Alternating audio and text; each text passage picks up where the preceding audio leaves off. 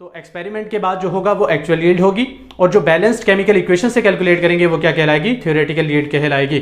तो सबसे पहले इसकी डेफिनेशन की ही हमारे पास तब भी परफॉर्म हो जाएगा, लेकिन उसके अंदर थोड़ी सी लिमिटेशंस होती है हर प्रोसेस के अंदर कि थोड़ी बहुत जो है अमाउंट प्रोडक्ट की ऑब्टेन हमारे पास सही तरीके से नहीं हो पाती।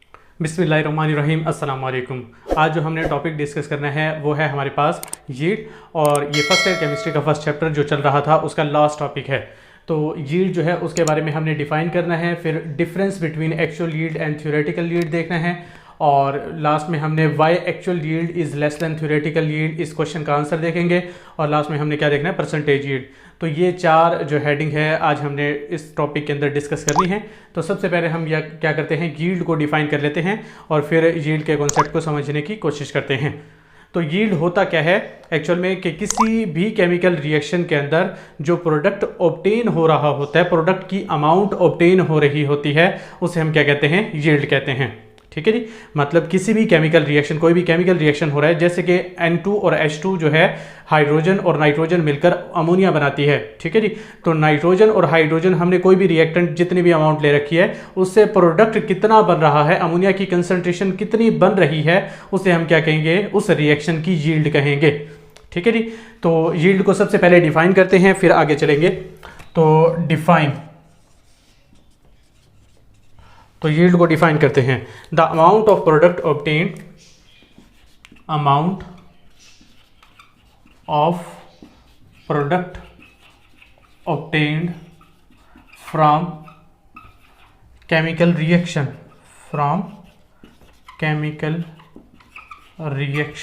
इज कॉल्ड, क्या कहेंगे, उसे यील्ड कह देंगे। ठीक है जी, कि एक केमिकल रिएक्शन के अंदर जो अमाउंट ऑफ प्रोडक्ट ऑब्टेन हो रही होगी उसे हम क्या कह देंगे कि वो हमारे पास यील्ड आ जाएगी। ठीक है जी, फिर उसके बाद यील्ड की आपने टाइप्स लिख देनी है कि यील्ड की दो टाइप्स होती हैं। ठीक है जी, तो आपने यहाँ पर जो है हेडिंग दे लेनी है टाइप्स की। तो टाइप्स जो है हमारे पास कौन कौन सी है, अब दो ही इसकी टाइप्स है, एक हमारे पास एक्चुअल यील्ड होती है और दूसरा थ्योरेटिकल यील्ड होती है। एक्चुअल यील्ड और दूसरा जो है हमारे पास कौन सी होती है, थ्योरेटिकल यील्ड। तो ये दो जो टाइप्स है उनके बारे में हमने देखना है। आगे हमारे जो नेक्स्ट क्वेश्चन है वो ये है कि difference between actual yield and theoretical yield, ये अक्सर बोर्ड्स के अंदर आ जाता है। अक्सर मतलब जो इस पूरे टॉपिक के अंदर जो ज़्यादातर क्वेश्चंस आते हैं वो ये आते हैं कि एक्चुअल यील्ड और थ्योरेटिकल यील्ड के दरमियान डिफरेंस क्रिएट करो, या why actual yield is less than theoretical yield. ये दो ज़्यादातर क्वेश्चंस आते हैं। पहले हम देख लेते हैं कि एक्चुअल यील्ड और थ्योरेटिकल यील्ड होते क्या है, फिर हम देखेंगे कि एक्चुअल यील्ड जो है वो थ्योरेटिकल यील्ड से लेस क्यों हो जाती है। तो सबसे पहले हम देखते हैं कि एक्चुअल यील्ड और थ्योरेटिकल यील्ड के दरमियान डिफरेंस क्रिएट करने की कोशिश करते हैं। 3-4 डिफरेंस आ जाए तो काफ़ी होगा। तो एक्चुअल यील्ड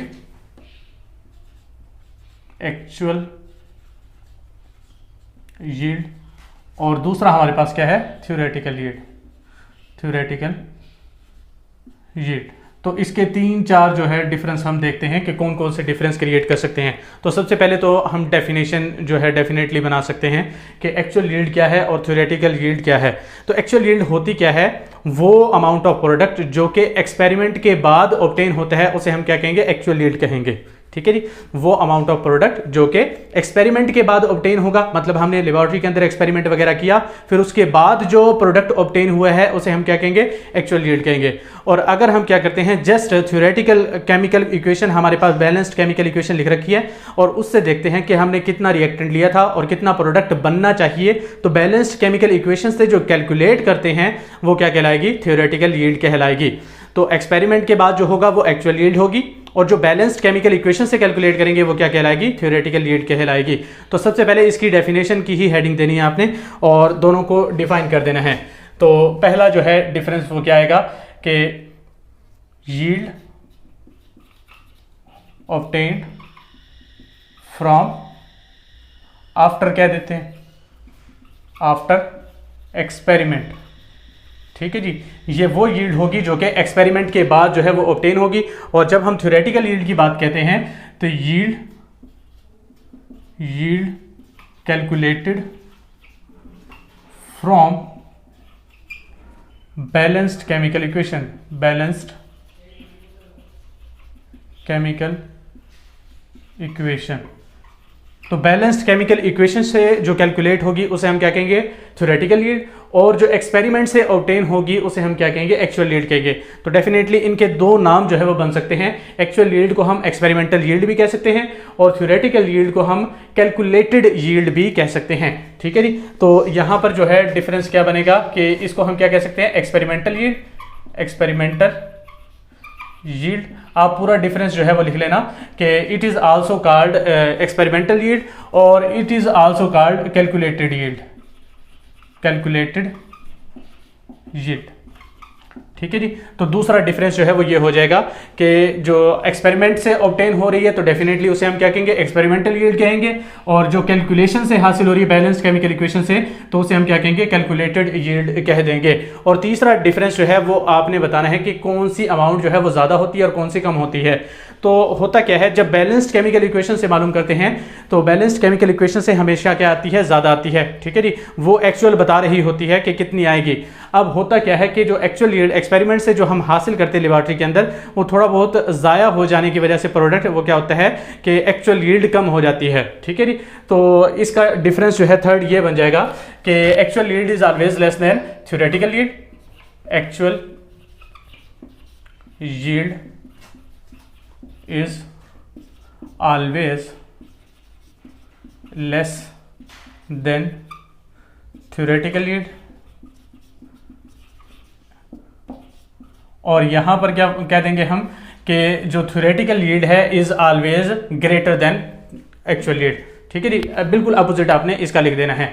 यहाँ पर क्या कहना है कि actual yield is always less than theoretical yield, और यहाँ पर लिख देना है कि theoretical yield is always greater than actual yield. ठीक है जी। तो एक्चुअल यील्ड जो है वो कम होती है और थ्योरेटिकल यील्ड जो है वो ज़्यादा होती है, ये हो जाएगा। फिर उसके बाद जो है अब हमने देखना है कि why actual yield is always less than theoretical yield. मतलब जो हमने ये लास्ट वाला पॉइंट लिखा है इसी को हमने एक्सप्लेन करना है। तो ये हम एक्सप्लेन करते हैं कि क्या है हमारे पास, why actual yield is always less than, Y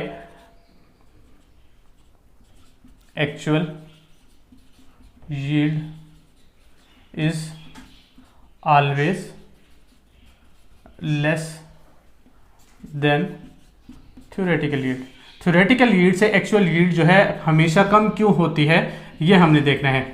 तो डेफिनेटली हम इसके पास कुछ 3-4 पॉइंट्स है जो कि हमने एक्सप्लेन करने हैं बुक के अंदर जो लिखे हुए हैं, तो उनकी बेस पर हम बनाकर बताते हैं कि एक्चुअल यील्ड जो है हमेशा क्या होती है। अब एक्चुअल यील्ड आपने जहन में रखनी है कि ये एक्सपेरिमेंट से हासिल होती है, और जो थ्योरेटिकल यील्ड है वो एक्चुअल में हम बैलेंस केमिकल इक्वेशन से मालूम कर रहे हैं कि जितना हमने रिएक्टेंट लिया है उसके मुताबिक कितने प्रोडक्ट बनने चाहिए, वो बैलेंस केमिकल इक्वेशन से कैलकुलेट करके मालूम कर रहे हैं। ठीक है जी।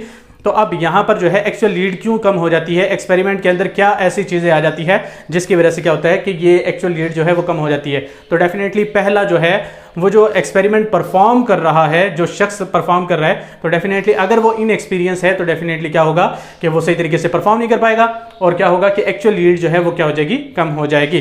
तो पहला पॉइंट जो है वो क्या हो जाएगा कि इन एक्सपीरियंस वर्कर, इन एक्सपीरियंस वर्कर जो है में डिक्रीज द एक्चुअल यील्ड। ठीक है जी। तो ये आपने लिख लेना है कि जो इनएक्सपीरियंस वर्कर होगा वो सही तरीके से काम नहीं कर पाएगा, तो डेफिनेटली प्रोडक्ट जो है वो सही तरीके से ऑब्टेन नहीं हो पाएगा। तो प्रोडक्ट अगर सही तरीके से ऑब्टेन नहीं होगा तो एक्चुअल यील्ड जो है वो क्या हो जाएगी, कम हो जाएगी। ठीक है जी। तो दूसरा जो है हमारे पास क्या आ जाएगा कि यहाँ पर साइड रिएक्शन भी हो सकते हैं, साइड रिएक्शंस में अक्कर।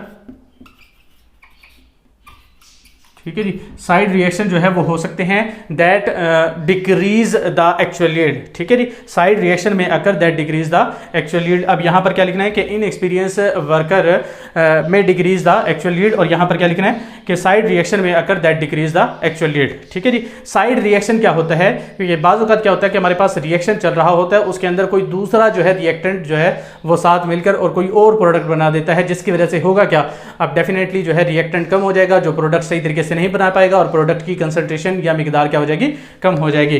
तो इसके लिए हम यहां पर ही लिख लेते हैं जैसे कि N2 + 3H2। ठीक है जी। और ये मिलकर क्या बनाता है, अमोनिया बनाता है हमारे पास। ठीक है जी। ये हमारे पास 40 ग्राम क्या देते हैं, चलिए 30 ग्राम क्या देते हैं, ये 30 ग्राम है और ये 20 ग्राम है। और ये मिलकर क्या बनाते हैं 50 ग्राम बनाना चाहिए इनको, क्योंकि 30 और 20 जो है वो मिलकर क्या बनाते हैं 50 ग्राम बनाते हैं। ठीक है जी, लेकिन ये है बैलेंस केमिकल इक्वेशन से हमने कैलकुलेट कर लिया है, लेकिन ऐसा नहीं हो सकता। बाज़-औक़ात क्या होता है कि इनएक्सपीरियंस वर्कर होगा तब भी ये जो है हमारे पास प्रोडक्ट ऑब्टेन नहीं होगा सही तरीके से। और साइड रिएक्शन क्या होता है, लेट से मैं कहता हूं कि यहां पर जो है एक ऑक्सीजन का मॉलिक्यूल आ चुका है, तो ऑक्सीजन का मॉलिक्यूल जो है N2 के साथ रिएक्शन करके क्या बना देता है 2NO बना देता है। अब यहां पर ये जो है साइड रिएक्शन हो गया। साइड रिएक्शन होने की वजह से क्या होगा कि जो N2 की कंसंट्रेशन है वो मिकदार कम हो जाएगी। जब N2 की मिकदार कम हो जाएगी तो वो हाइड्रोजन के साथ सही तरीके से रिएक्ट नहीं कर पाएगी, और अगर हाइड्रोजन के साथ सही तरीके से रिएक्ट नहीं कर पाएगी तो डेफिनेटली अमोनिया की मिकदार क्या हो जाएगी, कम हो जाएगी। अमोनिया क्या है, प्रोडक्ट, तो प्रोडक्ट की मिकदार कम होगी तो डेफिनेटली एक्चुअल यील्ड, यानी यील्ड मतलब प्रोडक्ट की मिकदार जो है वो कम हो चुकी है। क्लियर हो जाएगी बात। तो साइड रिएक्शन जो है वो कैसे जो है क्या करता है, एक्चुअल यील्ड की मिकदार को कम कर देता है, प्रोडक्ट की मिकदार को कम कर देता है। ठीक है जी, तो थर्ड पॉइंट जो है वो हमने लिखना है कि रिवर्सिबिलिटी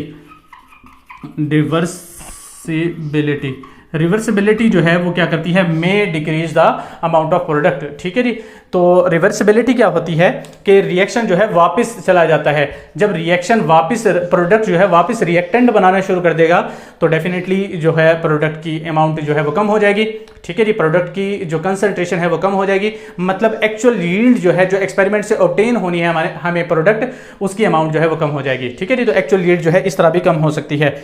लास्ट जो है पॉइंट वो क्या हो सकता है कि जो प्रोसेसेस होते हैं हमारे पास, कौन कौन से प्रोसेसेस होते हैं, तो ये हम लिख लेते हैं। प्रोसेसेस जो है हमारे पास कौन कौन से हैं, जैसे फिल्ट्रेशन है, ठीक है जी, फिल्ट्रेशन है, ड्राइंग है, क्रिस्टलाइजेशन है, और भी काफ़ी सारे प्रोसेस है, वो जो सारे आपके बुक्स के अंदर लिख रखे हैं। तो प्रोसेसेस जो होते हैं, filtration, drying, crystallisation, separation by separating funnel हो जाता है, सेपरेशन बाय डिस्टिलेशन हो जाता है, ये सारे पॉइंट्स जो है, अब वो जो है उसके अंदर क्या होता है कि हमेशा वो सही तरीके से परफॉर्म तो हो जाते हैं, मतलब एक्सपेरिमेंट अगर अच्छा एक्सपीरियंस वर्कर भी होगा हमारे पास तब भी परफॉर्म हो जाएगा, लेकिन उसके अंदर थोड़ी सी लिमिटेशंस होती है हर प्रोसेस के अंदर कि थोड़ी बहुत जो है अमाउंट प्रोडक्ट की ऑब्टेन हमारे पास सही तरीके से नहीं हो पाती। बाकी सारी ऑब्टेन हो जाती है लेकिन थोड़ी बहुत उसके अंदर क्या होती है, लिमिटेशन होती है। तो डेफिनेटली अगर ये सही तरीके से कैरी आउट नहीं होंगे ये प्रोसेसेस, तो तब भी क्या होगा कि हमारे पास सही तरीके से प्रोडक्ट ऑब्टेन नहीं होगा, और प्रोडक्ट ऑब्टेन नहीं होगा तो एक्चुअल यील्ड यानी अमाउंट ऑफ प्रोडक्ट जो एक्सपेरिमेंट से ऑब्टेन होनी है वो भी सही तरीके से ऑब्टेन नहीं हो पाएगी। तो ये था हमारे पास 4 पॉइंट्स, कौन कौन से, इन एक्सपीरियंस वर्कर हो हमारे पास, अगर साइड रिएक्शन हो जाए, या फिर रिवर्सिबिलिटी ऑफ रिएक्शन वापस रिवर्स जाना शुरू हो जाए, या प्रोसेस जो के हैं filtration, drying, crystallisation, separation by separating funnel है, सेपरेशन बाय डिस्टिलेशन है, तो ये सारे जो प्रोसेसेस होते हैं इनके अंदर थोड़ी सी लिमिटेशंस होती है। अगर इनको प्रॉपरली सही तरीके से कैरी आउट नहीं किया जाता तो अमाउंट ऑफ प्रोडक्ट जो है वो थोड़ी सी क्या हो जाती है, लेस हो जाती है, जो कि हमें कैलकुलेट की होती है थ्योरेटिकल यील्ड से। क्लियर हो जाएगी बात। तो ये हमारे पास 4 पॉइंट्स आ गए हैं। लास्ट में हमने देखना है क्या चीज़, डिफाइन करना है क्या चीज़, परसेंटेज यील्ड को, और उसके इक्वेशन को हमने जस्ट देखना है। ठीक है जी, तो परसेंटेज यील्ड जो है उसको हम क्या करते हैं, डिफाइन करते हैं। तो परसेंटेज यील्ड जो है वो क्या होता है ये हम देख लेते हैं। परसेंटेज यील्ड जो है एक्चुअल में होता क्या है, अब यहाँ पर अगर हम देखेंगे तो एक्चुअल यील्ड और थ्योरेटिकल यील्ड में से लेस कौन सी चीज़ होती है, हमेशा अभी हमने कहा है कि actual yield is always less than theoretical yield, तो एक्चुअल यील्ड लेस होती है और थ्योरेटिकल यील्ड जो है वो ज़्यादा होती है।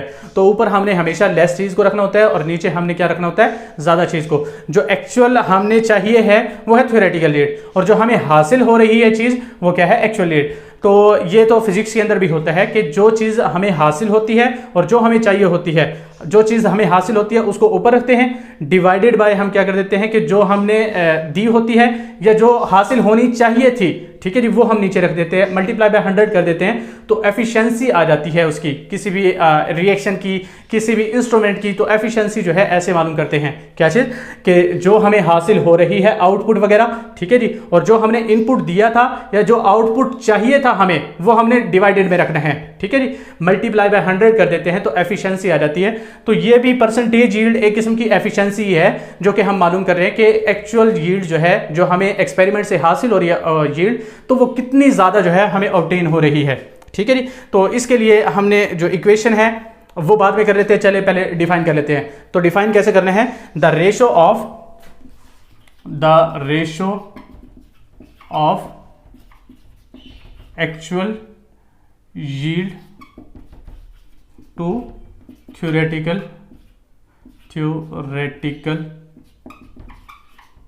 Yield multiply with 100।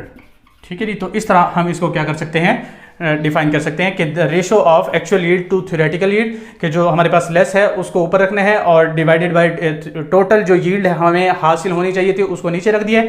तो ratio of actual yield over theoretical yield multiply by 100 कर देंगे तो क्या आ जाएगा, परसेंटेज यील्ड आ जाएगी। तो कैसे कैलकुलेट करेंगे, इसका जो फार्मूला है वो ये आ जाएगा परसेंटेज यील्ड, और इक्वल आ जाएगा हमारे पास एक्चुअल यील्ड, थ्योरेटिकल यील्ड और मल्टीप्लाई बाय 100। ठीक है जी। मैंने जस्ट आपको वैसे लिख दिया है ए वाई, तो आपने पूरा नाम लिखना है। ठीक है जी। तो actual yield over theoretical yield multiply by जो 100 होगा उसे हम क्या कहेंगे, परसेंटेज यील्ड कहेंगे। ठीक है जी। तो यील्ड के बारे में हमने देखा है, यील्ड को हमने डिफाइन किया है, the amount of product obtain from chemical reaction, ये सिंपल सी डेफिनेशन है। फिर उसके बाद एक्चुअल यील्ड और थ्योरेटिकल यील्ड, हमारे पास दो टाइप्स होती हैं यील्ड की, तो उनको हमने क्या किया है, उनके दरमियान डिफरेंस क्रिएट करने की कोशिश की है। तो सबसे पहले हमने डिफाइन किया है एक्चुअल यील्ड और थ्योरेटिकल यील्ड को। डिफाइन कैसे किया है कि जो कि एक्सपेरिमेंट से ऑब्टेन होगा वो एक्चुअल यील्ड होगी, जो कि बैलेंस्ड केमिकल इक्वेशन से होगी वो थ्योरेटिकल यील्ड होगी। तो एक्सपेरिमेंट से ऑब्टेन हो रही है तो एक्सपेरिमेंटल यील्ड, और कैलकुलेशन से आ रही है तो कैलकुलेटेड यील्ड। और एक्चुअल यील्ड जो है एक्सपेरिमेंट से जो हासिल होती है वो लेस होती है, और जो बैलेंस केमिकल इक्वेशन से कैलकुलेट करते हैं वो एक्चुअल में क्या होती है, ज्यादा होती है। ठीक है जी। Why actual yield is always less than theoretical yield, ये वाला पॉइंट जो है हम एक्सप्लेन कर रहे हैं यहाँ पर। तो इनएक्सपीरियंस वर्कर अगर आ जाएगा तो डेफिनेटली क्या होगा, तो वो सही तरीके से एक्सपेरिमेंट परफॉर्म नहीं कर पाएगा और थोड़ी सी प्रोडक्ट जो है वो कम हो जाएगी। फिर उसके बाद दूसरा साइड रिएक्शन जो है हो सकता है, जिसकी वजह से क्या होता है, अब साइड रिएक्शन होने की वजह से रिएक्टेंट की अमाउंट कम हो जाएगी जो कि प्रोडक्ट में कन्वर्ट हो रही है, तो डेफिनेटली प्रोडक्ट कम बनेगा, तो प्रोडक्ट कम हो जाएगी तो डेफिनेटली एक्चुअल यील्ड कम हो जाएगी। फिर उसके बाद जो है third point, reversibility of reaction, reaction reverse होना शुरू हो जाए तो प्रोडक्ट की अमाउंट डेफिनेटली क्या हो जाएगी, कम हो जाएगी, जो कि एक्सपेरिमेंट से हासिल होनी है हमें। फिर उसके बाद process like filtration, drying, crystallisation और भी काफ़ी सारे प्रोसेसेस है। अब वो जो सारे प्रोसेसेस है उनके अंदर क्या होता है, अगर सही तरीके से कैरी आउट नहीं होता, या अगर सही तरीके से कैरी आउट मतलब कोई अच्छी तरीके से परफॉर्म कर भी रहा हो तो थोड़ा सा क्या होता है, इसके अंदर लिमिटेशंस पाई जाती है, ये होगा। तो इससे प्रोडक्ट जो है थोड़ा सा लॉस हो जाता है, जिसकी वजह से एक्चुअल यील्ड जो है वो क्या हो जाएगी, कम हो जाएगी। लास्ट में हमने परसेंटेज यील्ड को डिफाइन किया है, the ratio of actual yield over theoretical yield multiply by 100 जो है उसे हम क्या कह सकते हैं, परसेंटेज यील्ड कह सकते हैं। और इसका फार्मूला क्या है, एक्चुअल यील्ड को ऊपर रखना है, थ्योरेटिकल यील्ड को डिवाइडेड में और मल्टीप्लाई बाय 100 कर देना है। ठीक है जी। इसका दोबारा कॉन्सेप्ट मैं आपको समझा देता हूं, अगर कॉन्सेप्ट सुनना है तो सुन ले, नहीं तो आपकी ये जो डेफिनेशन है उसे हो जाएगा। कॉन्सेप्ट ये है कि ऊपर हमने किस चीज को रखना है, नीचे किस चीज को रखना है। एक्चुअल यील्ड जो कि एक्सपेरिमेंट से ऑब्टेन हो रही है, मतलब जैसे आउटपुट जो हमें ऑब्टेन होता है उसको हमने ऊपर रखना है। ठीक है जी। और जो कि हमने नीचे क्या चीज रखनी है, जो कि इनपुट हो सकता है, जैसे 30 + 20 जो है वो 50, या तो इनपुट है या आउटपुट जो कि ऑब्टेन होना चाहिए था। ठीक है जी।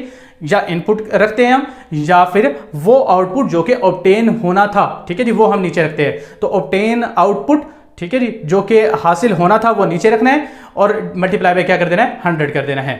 दोबारा सुन ले कि जो हमें हासिल हुआ है आउटपुट उसको ऊपर रखना है, जो हमें हासिल होना चाहिए था या इनपुट एक चीज कह सकते हैं वो हमने नीचे रखना होता है, और मल्टीप्लाई बाय क्या करना होता है, 100।